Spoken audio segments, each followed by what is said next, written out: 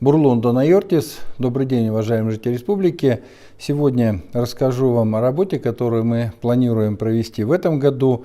Она очень важная для всех. Это ремонт автомобильных дорог в рамках национального проекта БКД «Безопасные качественные дороги». Всего по нацпроекту будет приведено в нормативное состояние чуть больше 34 километров автомобильных дорог. Также выполнены работы по освещению. Это тоже очень частое обращение от вас ко мне. Это и безопасность, безусловно, ну и комфорт при вождении водителем.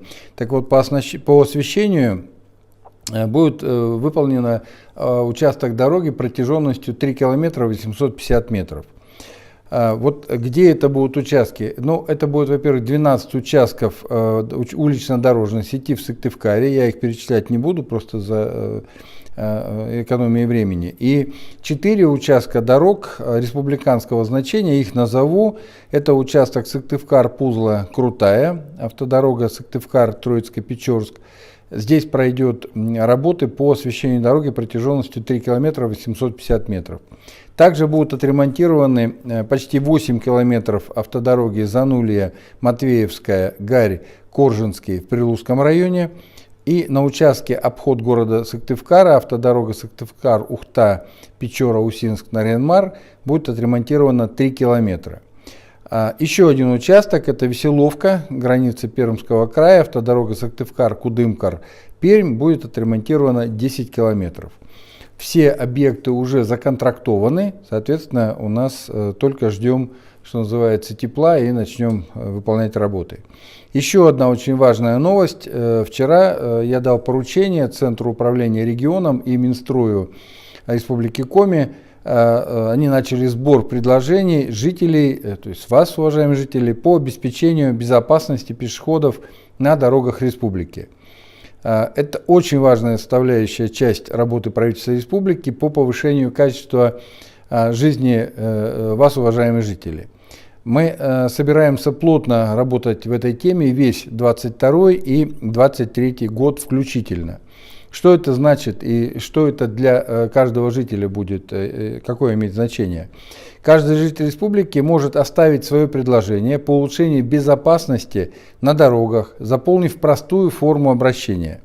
Ее я сейчас не буду называть электронный адрес, потому что он большой, и это будет ссылкой к моему видеообращению. Вы можете спокойно его записать.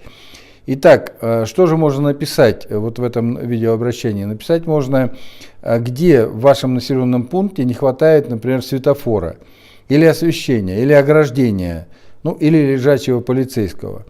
После этого мы составим перечень проблемных участков, проведем комиссионное обследование и сформируем план по устранению вот этих вами объявленных недостатков. Планируется, что отобранные участки дороги мы приведем в нормативное состояние в 2023 году. Ну, просто нужно все это обобщить, спланировать бюджет, поэтому 2023 год как раз уйдет, 2022 год уйдет вот на подготовку, и в 2023 году мы эти работы проведем. Поэтому, пожалуйста, уважаемые жители республики, не оставайтесь равнодушными, давайте свои предложения, мы все изучим и дальше запустим в работу. По эпидобстановке. За сутки мы сегодня опять выросли, причем выросли очень существенно. За сутки сегодня 1274 новых случая ковида. Ну, в общем, мы каждый день бьем рекорды, в общем, так же, как и вся страна. Вчера, вы помните, было 1033 случая. И сегодня среди вот, вновь заболевших 141 человек – это привитые, но, опять же, у 105 человек это амбулаторное легкое течение или бессимптомное, и 36 человек госпитализированы. Но, повторяю, все равно течение у вакцинированных или у ревакцинированных течет значительно легче. По развернутым койкам, значит, мы не добавили от вчерашнего, как было 1592 койки, так пока наблюдаем, хотя госпитализировано больше. Сегодня занято 1260 коек, вчера было 1177, но пока не добавляем, хотя, скорее всего, потребуется. Койки есть у нас где разворачивать, поэтому в этом смысле пока у нас нет проблем с госпитализациями. По вакцинированным полностью завершили вакцинацию 408 302 человека. Ревакцинировано 74 402 человека. И у нас поступила еще дополнительная вакцина. Вот сегодня за ночь 4300 единиц доз спутника Ви. Поэтому у нас на остатках более 137 тысяч доз. Поэтому всем хватит. Приходите, записывайтесь и вакцинируйтесь.